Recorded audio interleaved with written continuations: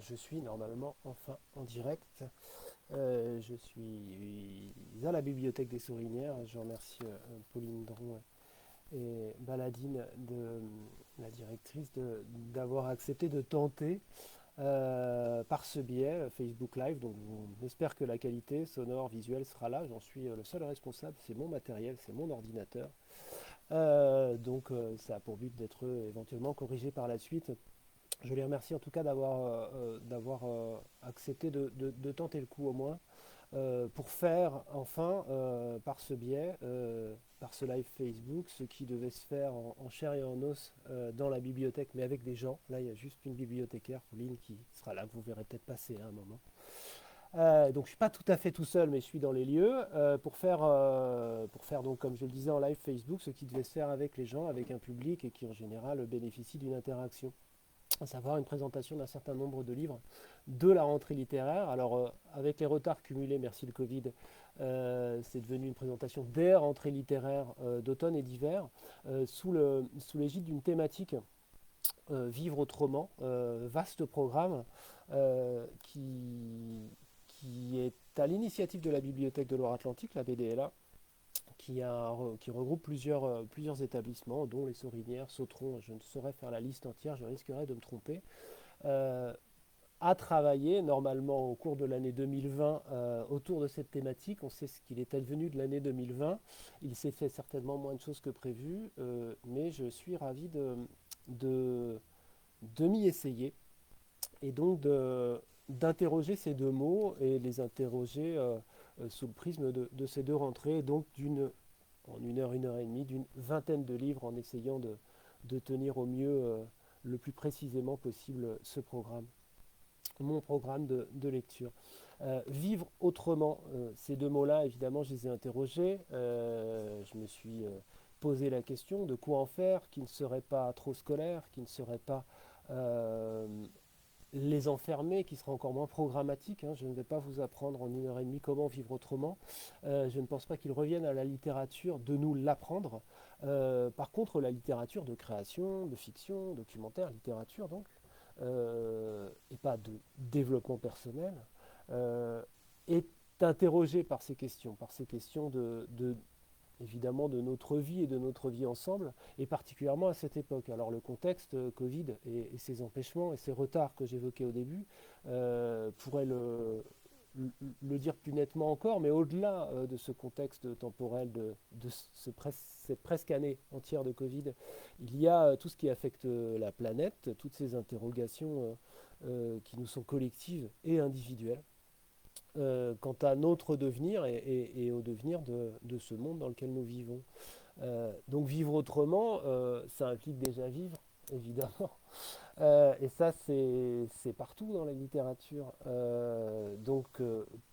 Pour réduire quand même, et parce que j'aurais pu m'amuser à y introduire des livres que j'aime beaucoup, sous prétexte qu'il était question de notre vie, j'ai quand même essayé que les deux termes soient toujours reliés, se vivre autrement. Et évidemment, ce que je vous propose, c'est avant tout un parcours. Ce parcours, il est subjectif. Pour autant, il y a deux questions qui sont distinctes et qui vont souvent se relier. C'est en quoi la littérature contemporaine, et donc là un extrait de sa production des quelques derniers mois, nécessairement raconte, décrit et invente des vivres autrement dans ses formes romanesques, fictionnelles. Donc en quoi elle raconte et documente cette question, et puis en quoi aussi elle constitue en elle-même, euh, dans sa pratique, dans l'écriture comme dans la lecture que nous en faisons, une forme de vivre autrement, et de différentes façons, et avec des livres de nature très différente. C'est entre ces deux questions-là que je vais osciller pour ne jamais être trop littéral et ne jamais être trop abstrait non plus, et toujours naviguer entre les deux, entre le concret et puis les aspects plus symboliques de ces idées-là. Je vais commencer comme j'aime à le faire et comme il m'importe de le faire dans ces présentations, par vous lire quelque chose d'un des livres qui est un des points d'orgue de cette présentation, dont je ne vais pas vous lire le titre tout de suite, Je vais le donner à la fin de la lecture puisque je reviendrai sur ce livre un peu plus tard dans ma présentation. Elle part. Ce n'est pas le grand attrait du dehors, la soif d'ailleurs, toutes ces conneries. C'est une violence qu'elle s'inflige, un grand désaccord avec les choses. Elle ne part pas pour devenir quelqu'un, pour agrandir encore la statue du commandeur. Elle veut tout, mais elle ne veut rien, elle veut se déprendre. Elle sait que ce sera pareil ailleurs, qu'il n'y a pas de paradis. Elle espère malgré tout une légère éclaircie, une ligne de fuite qui l'aide à comprendre. Elle ne va plus parler, elle laissera à d'autres le soin de le faire, elle s'efface. Ce n'est pas une préoccupation. Lorsqu'on s'éloigne de soi, elle imagine qu'il n'y en a plus guère. Elle éliminait une à une les choses qui la reliaient comme des cordes à un temps, à un ensemble, un lieu. Elle s'agenouille. À ce stade, ce n'est plus un feu, c'est un incendie. Il y a toute sa vie là-dedans, tout ce qui forme un matelas confortable entre nous et le grand vide autour. Elle regarde le tas, elle l'arrose une dernière fois d'essence, ça brûle joliment dans l'air du soir, elle allume une cigarette. Ça, c'est un des moments du grand vertige de Pierre Ducrozet, paru à la rentrée dernière, donc en septembre 2020, chez Actes Sud. Roman autour duquel je reviendrai tout à l'heure parce qu'il me semble concilier les deux aspects dont je parlais, c'est-à-dire créer une forme qui en soi dise le vivre autrement et en même temps en avoir aussi le sujet pour cœur. Hein. Ce que raconte le livre est très très littéralement lié à cette problématique-là. Mais ce que dit cet extrait me semblait parfait pour introduire un autre livre paru lui en octobre de l'année dernière. Je bois déjà un peu.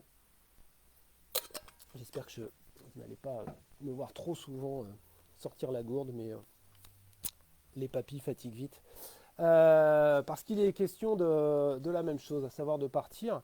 Ce qu'on le voit à l'écran, c'est Iliana Holguin Teodorescu, Aller avec la chance, chez Vertical, paru en octobre. C'est un premier roman, mais ce n'est pas un roman. C'est un récit pour partie fictionnel avec un dispositif un peu particulier, toponymique. C'est un récit d'autostop. Cette très jeune femme, qui n'a pas 20 ans, est partie en autostop en Amérique du Sud, entre la Colombie, le Pérou et le Chili, notamment, où elle passe du temps. Et puis elle le raconte, mais elle trouve une façon très particulière de le raconter, je le disais, toponymiquement, et on a du mal à repérer quel voyage elle fait, sur qu'elle va d'un lieu à l'autre, et ça revient à un lieu. Et pour autant, ce n'est pas non plus chronologique, c'est-à-dire qu'elle articule son récit dans une suite de courts chapitres qui racontent ses rencontres, qui racontent les gens qui la prennent en stop, qui racontent les a priori également, qui sont considérables.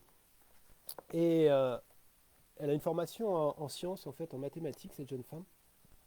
Et elle fait une forme de statistique qui est tout à fait drôle et réjouissante quant au risque. Elle essaie de déterminer une loi de la nature, une loi du risque, c'est-à-dire avec quel pourcentage de personnes qui l'auront prise en stop, elle, jeune femme, les gens qui la prenaient en stop étant majoritairement des hommes, parfois des camionneurs, beaucoup de camionneurs, donc des hommes ouvriers d'un autre continent, en combien de fois elle se retrouve en situation de risque. Elle en tire une conclusion très positive. Je ne peux pas vous l'expliciter parce qu'il y a tout un déroulement statistique assez étonnant. Mais c'est ça, son parti pris, c'est de renverser un a priori, ce qu'elle parvient à faire, parce que déjà elle en est revenue, sans encombre, et elle a eu à 95%, dit-elle, des rencontres heureuses et des rencontres confiantes, ne la mettant pas en situation de risque ou de péril personnel. Donc elle en a eu de la chance certainement, mais sans doute qu'elle la provoque aussi. Et ce récit de voyage est aussi original qu'enrichissant et étonnant. Ça s'appelle Aller avec la chance et c'est un premier livre tout à fait réussi. Et donc dans ce partir qui dit le vivre autrement, et cette histoire d'autostop, parce que l'autostop c'est quelque chose d'un peu désuet, a priori, se dit-on, à l'époque de Blablacar, mais aussitôt revenu en mémoire, il ne l'a pas quitté d'ailleurs, depuis sa parution, un livre pas si vieux, mais d'année précédente quand même, qui s'appelle Par les routes de Sylvain Prudhomme et qui est une histoire d'autostoppeur. Je pense que comme il a eu le prix Femina, le prix Landerneau, c'est un livre qui est très documenté sur le web, je ne vais pas vous en faire le pitch intégral, mais il est question d'un autostoppeur. Il y a une double narration. Il y a un narrateur qui est une sorte de double, se dit-on, de Sylvain Prudhomme, c'est-à-dire un écrivain de 40 ans qui vit seul et qui retourne qui vient s'installer dans une ville où il n'a pas vécu avant, mais il y retrouve quelqu'un qu'il a connu dans son passé, qui n'est jamais nommé autrement que comme l'autostoppeur, lequel l'accueille chez lui, et il y a un échange qui, qui démarre entre eux. Ils se retrouvent d'une part, ils discutent, et évidemment ils disent, agissent et représentent deux façons de vivre différentes. Euh, de vivre qui soient tous les deux autres.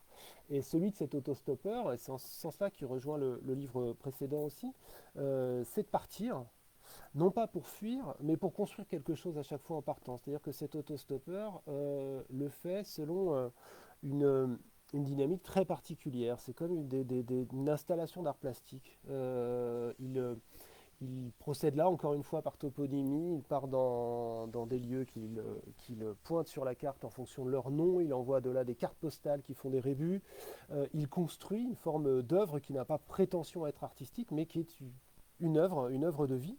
Euh, et, euh, et toute la finesse et l'équilibre de ce livre-là tient à sa manière, du coup, d'interroger nos façons de vivre, nos choix de vie, et sur cette question fondamentale qui vient quand on a 40 ans, savoir est-ce qu'on fonde un foyer, est-ce qu'on a fondé un foyer, est-ce qu'on va fonder un foyer, est-ce qu'on reste, est-ce qu'on s'installe ou est-ce qu'on part, comme l'autostoppeur, est-ce qu'on ne s'installe pas. Et, et j'ai trouvé ça tout à fait passionnant, comme je le disais, de la poser de façon aussi subtile. Ça pourrait être une grande question illustrée à renfort de vérité. Là, en l'occurrence, ça ne choisit pas à chacun d'en faire ce qu'il veut. C'est le récit qui fait son chemin et qui en permanence creuse la question. La question, elle chemine tout au long du récit, et notamment lors des rencontres que fait l'autostoppeur et qu'il raconte. Il y a par exemple celle-là qu'il raconte un moment au narrateur. Il m'a tendu la photo pour que je la regarde. On a parlé pendant tout le trajet de la vie, de nous. Je lui ai posé la même question qu'à tous les automobilistes. Que faire ? La question de Lénine. Chez Lénine, c'est une pure question de stratégie, on ne peut plus concrète. Que faire pour réussir à prendre le pouvoir ici et maintenant, la Russie de 1917 étant ce qu'elle est. Moi, cette question, je me la pose à propos de la vie tout entière, je lui ai dit. À ton avis, qu'est-ce qu'il faut faire tout court ? De la vie, de la mort, de l'amour. L'autostoppeur a ri de lui-même avant de reprendre. Je ne sais plus ce qu'elle a répondu, je me souviens juste que j'aimais ce qu'elle disait, la façon dont elle le disait, sans emphase, sans grande leçon, en se moquant un peu de mes questions plus grosses que moi. Elle venait de lire Spinoza, ça l'avait marqué. Elle m'a raconté que pour Spinoza, chacun de nous était comme un petit nuage fragile, à chaque instant menacé de heurter d'autres nuages et de se dissoudre. Elle m'a dit que Spinoza n'utilisait pas l'image du nuage, mais que c'était comme ça qu'elle l'avait compris. Vivre, c'est maintenir entier le petit nuage que nous formons, malgré le temps qui passe, malgré les bonnes et mauvaises rencontres. C'est réussir à faire tenir ensemble toutes les petites gouttes de vapeur qui font que ce nuage, c'est nous et personne d'autre. Depuis que j'ai lu Spinoza, je m'encourage, elle racontait, je me dis, allez petit nuage, aventif, envahis vaillamment le monde, reste le petit nuage que tu es, sois-le toujours plus, un petit nuage vaillant et unique. Voilà, donc j'aime beaucoup la façon dont ça dit ce que pourrait être vivre, mais pour un individu, parce que comme je le disais tout à l'heure, vivre autrement, il serait présomptueux et presque ridicule de prétendre l'expliquer, ce que c'est que vivre, comment il faudrait vivre et comment ce serait vivre autrement. Là, en l'occurrence, très littéralement, encore une fois, l'autostoppeur de Sylvain Prudhomme décide d'un vivre autrement, le met en pratique, et les rencontres qu'ils font nourrissent en permanence cette réflexion-là qui est la sienne. Donc ça s'appelle Par les routes, c'est paru l'année dernière, on s'est paru en septembre 2020, à l'Arbalète Gallimard. Et je signale au passage, et j'en ai déjà parlé dans d'autres vidéos récentes, que Sylvain Prudhomme, le même, vient de faire paraître chez le même l'Arbalète, Les Orages, qui est un recueil de nouvelles extrêmement fortes, extrêmement conseillées, puisque tout est de ce registre-là, de ce que je viens de vous lire, c'est-à-dire à la fois sensible, c'est ce qu'on dit souvent de Sylvain Prudhomme, qui est effectivement quelqu'un de, de proche de ses personnages, mais surtout extrêmement profond, et c'est ce qu'on dit moins, parce qu'on le voit moins, parce que ça a l'élégance de ne pas se mettre trop en avant dans les livres de Sylvain Prudhomme. Donc le recueil de nouvelles qui vient de paraître chez l'Arbalète s'appelle Les Orages, et c'est tout à fait remarquable aussi. Et donc cette histoire d'autostop et d'Amérique du Sud m'amène à un de mes plus grands chocs de fiction de cet automne dernier, qui ne me quitte pas, hein, au sens où un roman vous laisse des images qui sont en vous et vous savez qu'elles y seront. Alors c'est particulier parce que les images qu'on a en lisant un roman, on les a quand même pour partie inventées, mais elles nous viennent vraiment de cet amas de pages-là. Et donc ça s'appelle Eduardo Fernando Varela, Patagonie, route 203 chez Métayer. Je cite le traducteur, traduit de l'espagnol par François Gaudry, parce que j'ai à cœur de ne pas les oublier, les traducteurs, et on les oublie trop souvent. Euh, et comment vous faire le pitch rapidement de cette affaire? C'est pas une histoire d'autostop, même si le camionneur, qui est le narrateur, prend parfois des gens en stop, mais surtout il navigue tout seul dans son camion. Il doit faire des livraisons qui sont plus ou moins frauduleuses, plus ou moins incertaines, toujours. Et puis ça lui va assez bien comme ça, parce qu'on comprend alors à un moment un peu plus tard du récit qu'il a laissé une famille derrière lui, qu'il a vécu donc une crise, et qu'il la résout, si l'on peut dire, de cette façon, en conduisant le long de cette transaméricaine, le long des grandes étendues horizontales de la Patagonie. Et puis c'est un livre d'errance à cet endroit-là.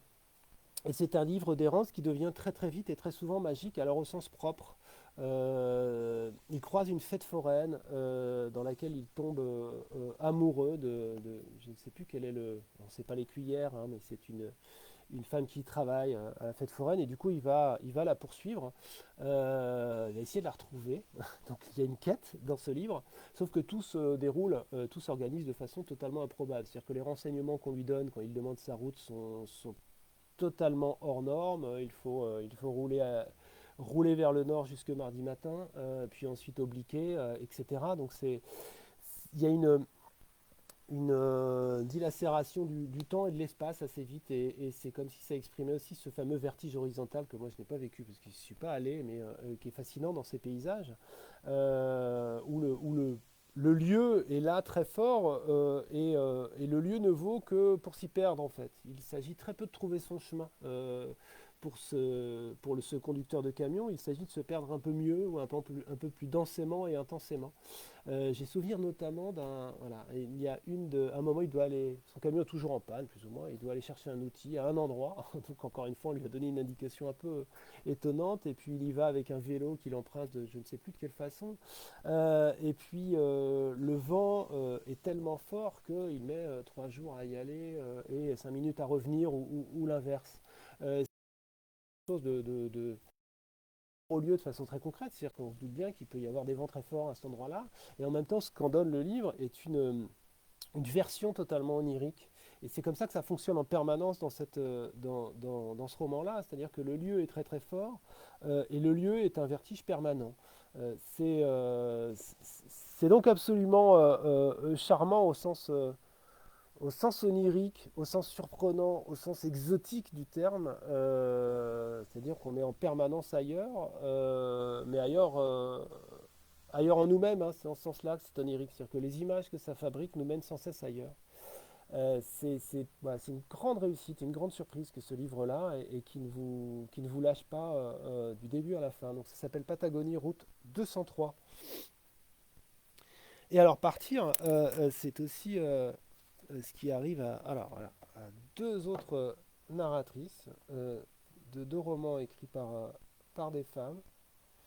Le Lièvre d'Amérique de Mireille Gagné, autrice québécoise, paru chez Remarquables Éditions québécoises de la Peuplade. Alors bon, mon image n'est pas terrible, il faudrait le, le contraster encore pour bien voir à quel point ces couvertures aussi sont magnifiques. C'est un très très beau travail que celui des éditions La Peuplade, qui sont diffusées en France. Donc les livres sortent maintenant en même temps en France qu'au Québec depuis quelques années. Et ce lièvre d'Amérique très court parvient donc en une courte fable à raconter plusieurs histoires qui sont absolument reliées, à le faire de façon à la fois extrêmement mystérieuse et extrêmement simple. Je m'explique. Les chapitres sont très très courts, sont intercalés des moments de récit de vie d'une femme dont on comprend qu'elle est avant et après un burn-out, Donc il y a un compte à rebours, J plus 1, J moins 1, et en fait le J en question n'est pas celui du burn-out, mais celui du moment où on lui administre un mystérieux médicament, hein, qui serait une sorte de médicament de performance, on ne sait pas trop. Et donc ça, ce qui rythme le récit, c'est d'une part cet avant-après de son propre parcours de femme un peu broyée par un travail dans le tertiaire.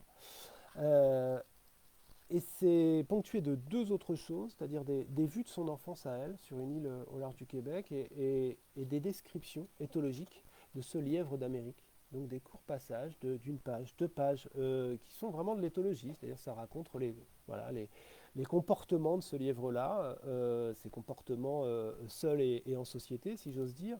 Et c'est à la fois admirable conceptuellement la façon dont tout cela se lit, la façon dont les récits aussi, je parlais du récit du passé, se lient également, et surtout la façon dont ils le font en légèreté, c'est-à-dire sans vous obliger en quoi que ce soit. Vous lisez les choses les unes après les autres, il y a plusieurs histoires, elles se mêlent très efficacement et subtilement, et elles produisent plus que leur addition, c'est-à-dire que le livre est plus gros à la fin que ce qu'il donne au début.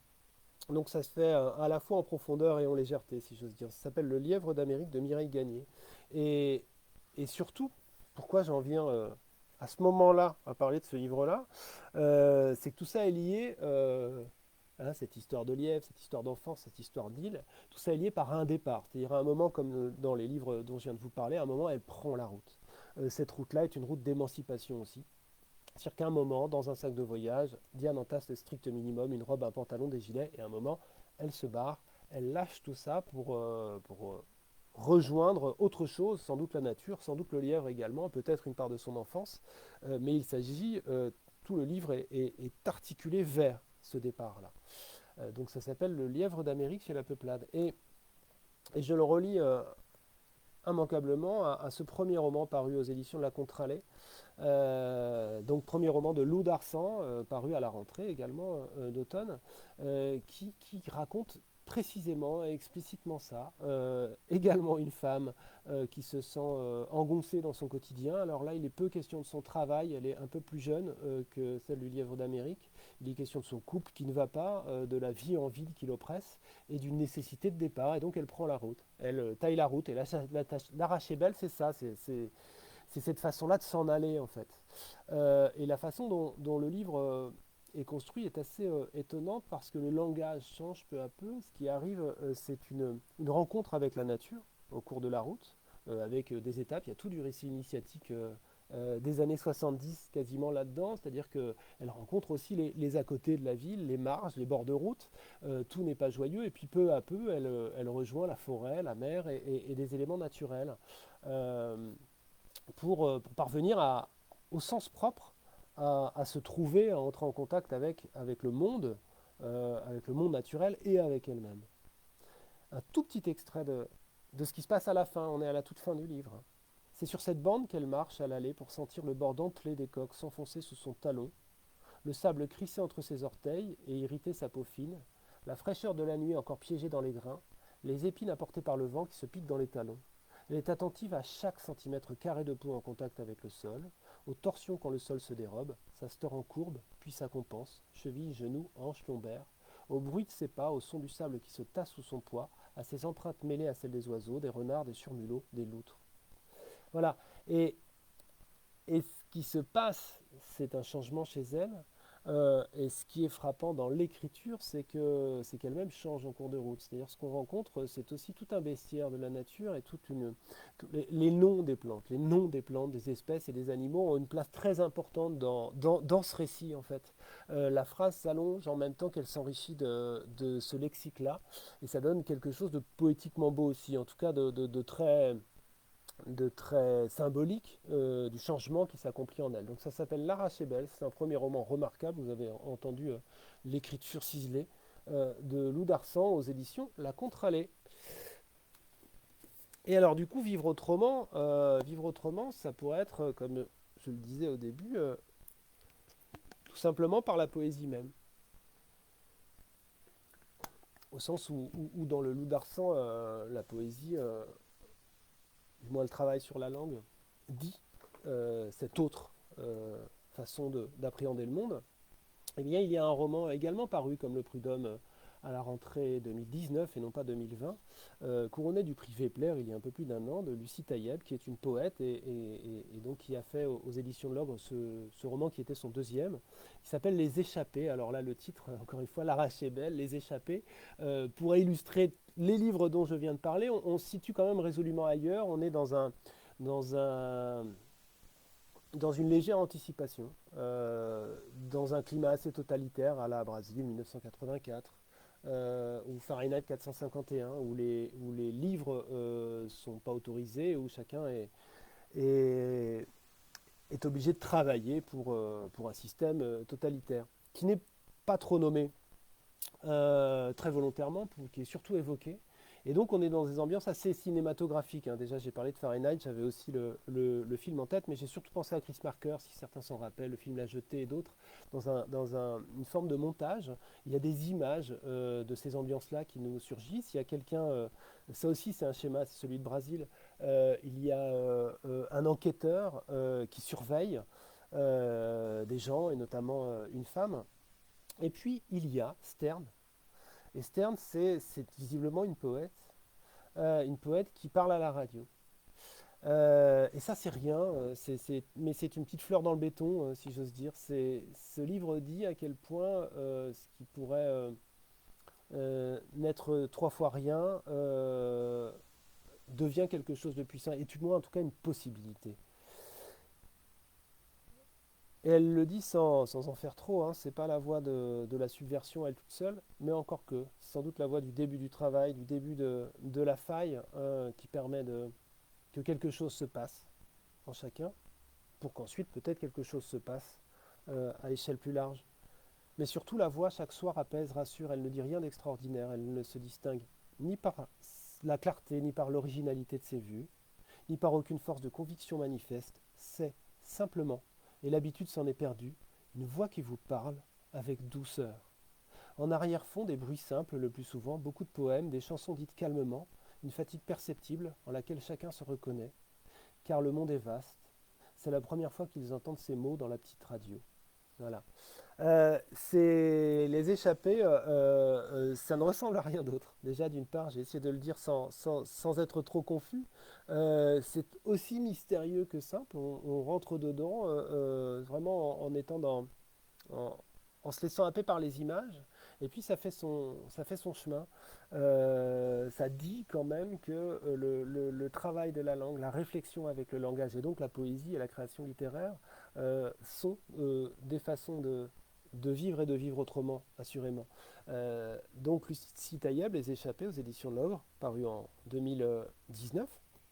Et puis j'évoque, comme pour Sylvain Prudhomme tout à l'heure, ce plus récent livre de Lucie Taïeb, aux éditions de la Contralée que je viens de citer pour Lou Darsan, qui est un essai, alors c'est un essai sous forme de récit, Fresh Kills, c'est une grande décharge au large de New York, à propos de laquelle elle a enquêté parce qu'elle s'est intéressée aux déchets, d'abord pour des raisons un peu littéraires, elle y reliait des choses en partant notamment de Don DeLillo, et puis elle nous raconte son enquête sur cette décharge, ce qui est en voie de réhabilitation, de belle réhabilitation, pour en faire quelque chose de neuf et de relooké.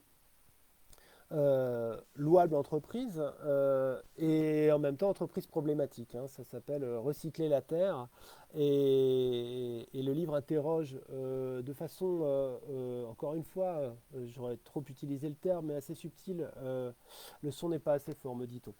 Bah, je vais essayer de parler plus fort ou de me rapprocher. Hop. J'espère qu'on m'entend un peu plus fort, donc sans avoir à crier, de façon assez subtile, je disais, notre façon d'habiter, notre rapport à la nature et ce que nous faisons de nos déchets.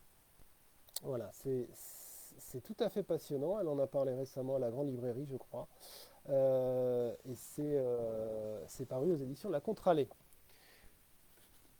Alors, rapidement, la poésie. La poésie et l'onirisme comme possibilité. Ah bah très bien, c'est mieux, merci. Je me tourne vers la bibliothécaire qui est là avec moi en disant il y a de l'interaction. Du coup, je me rapproche. Merci de l'avoir dit et merci de m'avoir dit que c'était mieux parce que j'aurais été dans une inquiétude que du coup je vais quitter. Merci Jean-Claude. Euh, Ce livre-là, Vivre autrement en tout point, et où la littérature est un vivre autrement à chaque phrase. Ça s'appelle Les Sauvages de Sabrina Oramark, c'est traduit des USA par Stéphane Vanderberg aux éditions Do. Aussi petit éditeur indépendant basé à Bordeaux qui fait des livres magnifiques. Magnifiques en tout point, encore une fois, là aussi, comme chez la Contralée, il y a des rabats, c'est un très bel objet. Et c'est peut-être le livre le plus mystérieux de cette rentrée-là de février, mais dont je sais qu'il ne me quittera pas par son mystère et sa puissance d'évocation.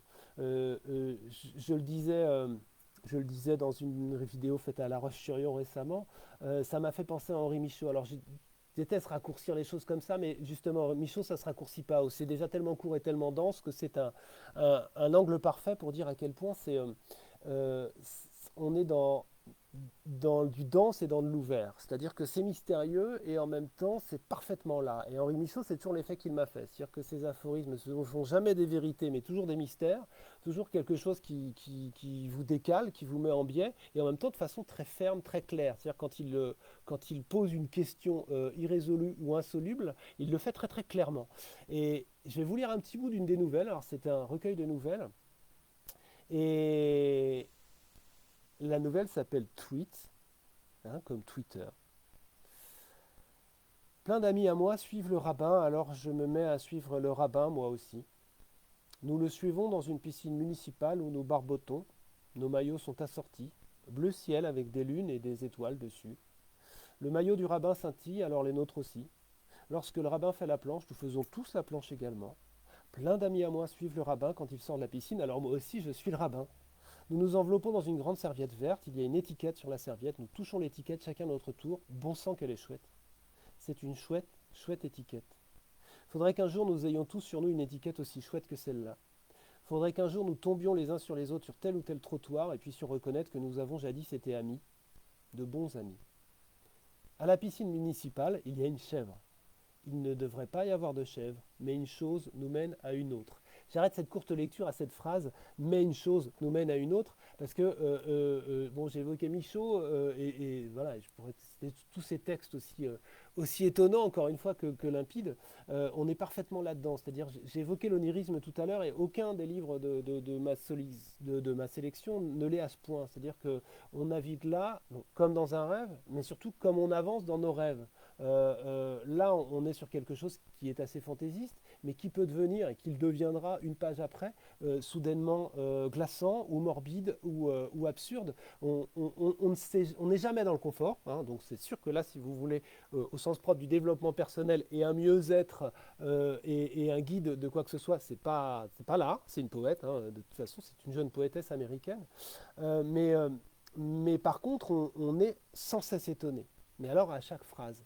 Mais chaque phrase nous étonne, nous déroute et nous amène à lire la suivante, parce qu'aussi la phrase est belle, dans sa simplicité, dans sa capacité de provoquer, de saisir de l'étonnement. Et, et c'est en ce sens-là que c'est onirique, c'est-à-dire que ça marche au même régime que les rêves. Et c'est absolument remarquable. Ça s'appelle Les Sauvages de Sabrina Oramark. Alors je disais vivre autrement en littérature par la poésie. Il y a aussi d'autres façons de l'accès. Alors là, très très différent. Je saute vraiment du coq à l'âne, mais c'est aussi un livre qui sort ce tout début février. Aucune terre n'est promise de Lavi Tida, écrivain d'origine israélienne, qui vit en Angleterre. C'est sorti aux éditions Mu, Jeune Maison, que j'ai découvert assez récemment aussi et dont je suis content de découvrir le travail. Ce livre-là est une uchronie.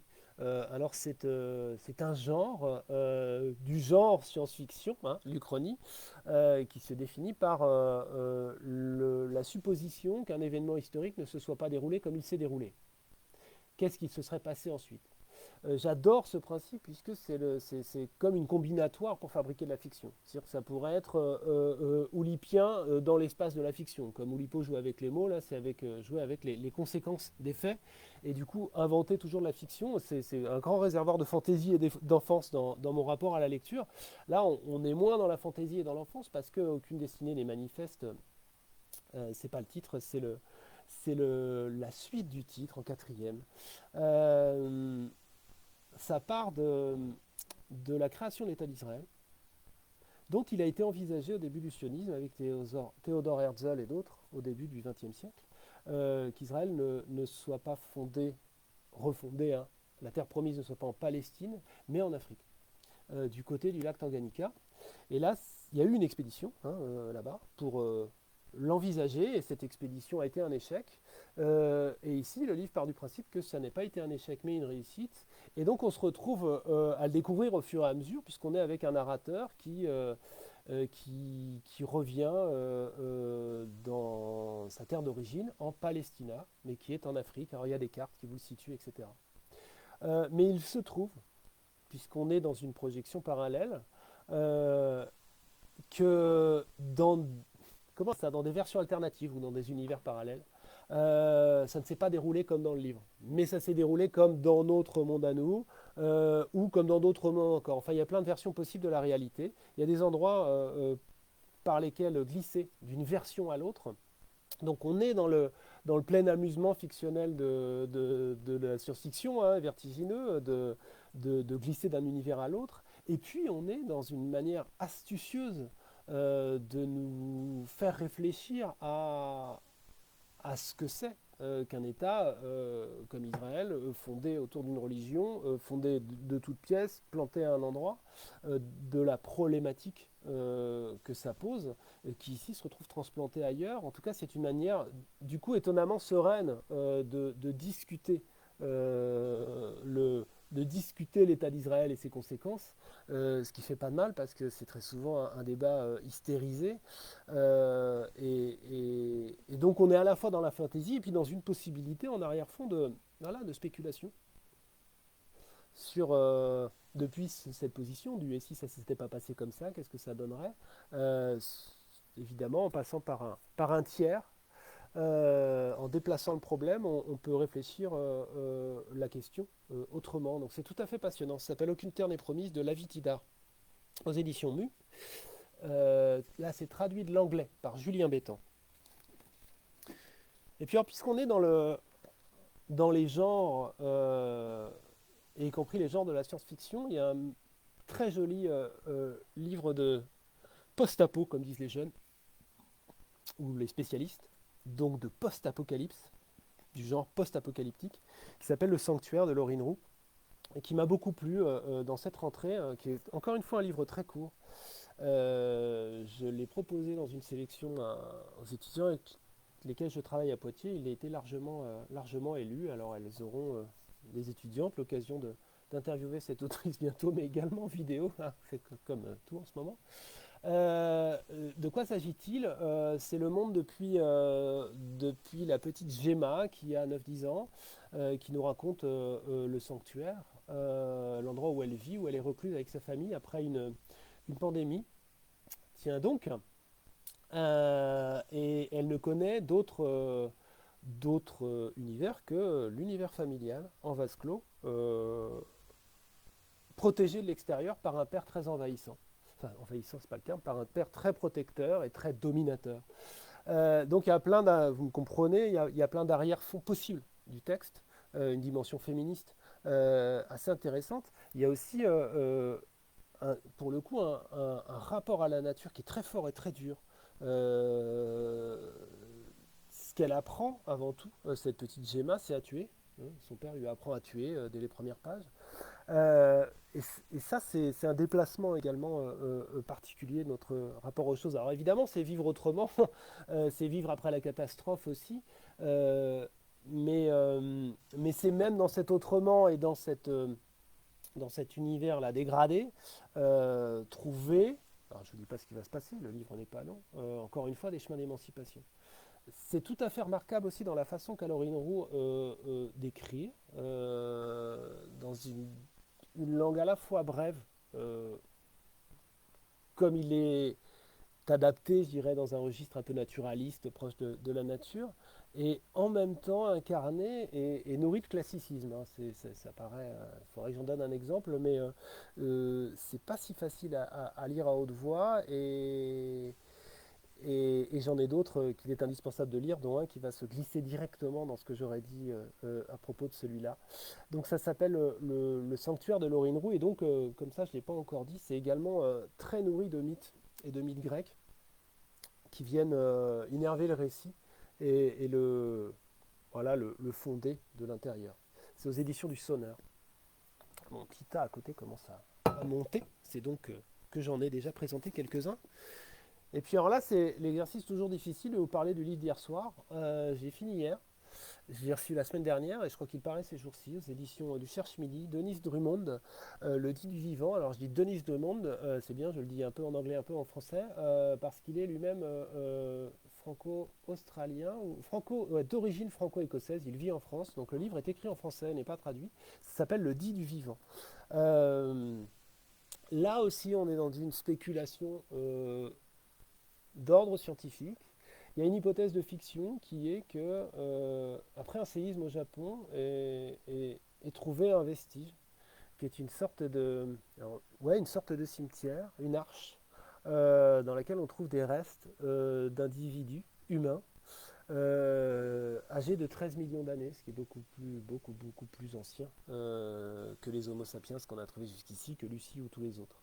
Ce qui remet évidemment en cause tout d'un coup, aussi bien Darwin que dans un deuxième temps la Bible et les créationnistes, puisque ça renverse toutes les théories et de l'évolution, puisqu'il se trouve que les restes humains qu'on trouve, avec une analyse génétique, s'avère beaucoup plus évolué que les sapiens d'après. C'est-à-dire que c'est un humain supérieur qui aurait disparu avant.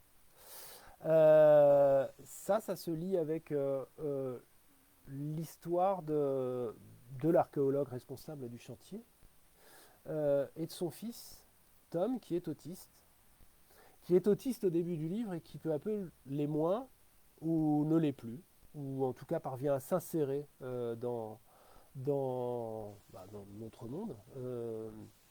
Mais il y a quelque chose d'assez beau dans la manière dont on suit l'évolution de ce tome, dont il parvient, avec ses capacités d'autiste, à aider à décrypter ce qui s'avère être un langage, et donc à aider les scientifiques dans leur travail.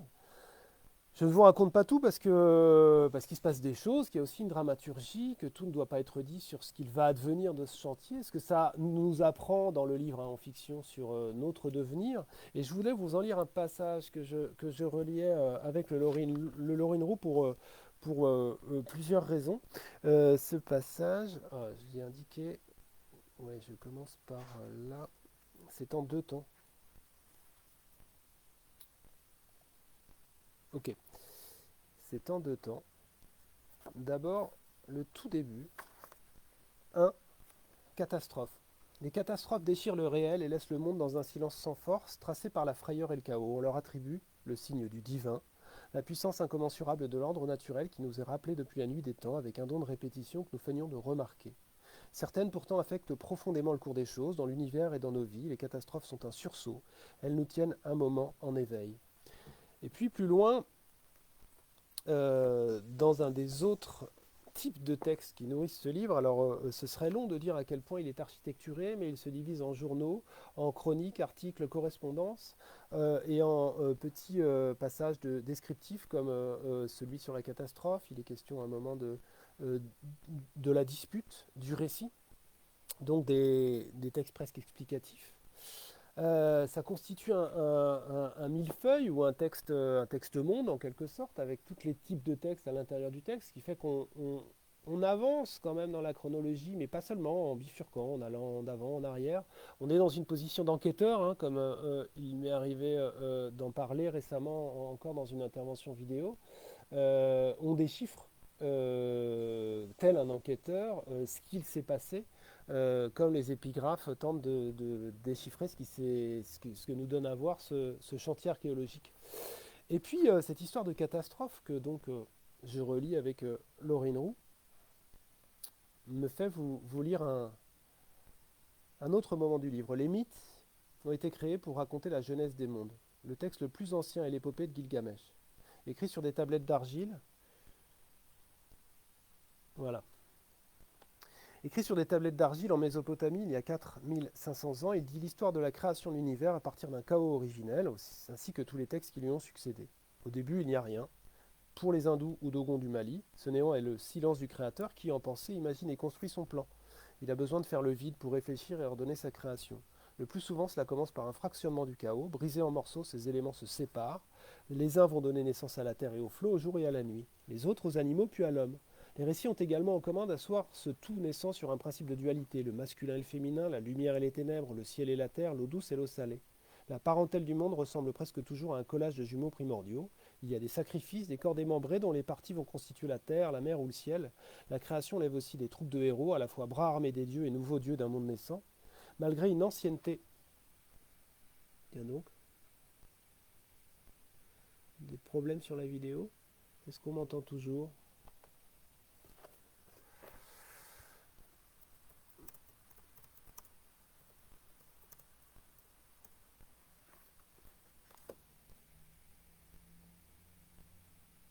Alors,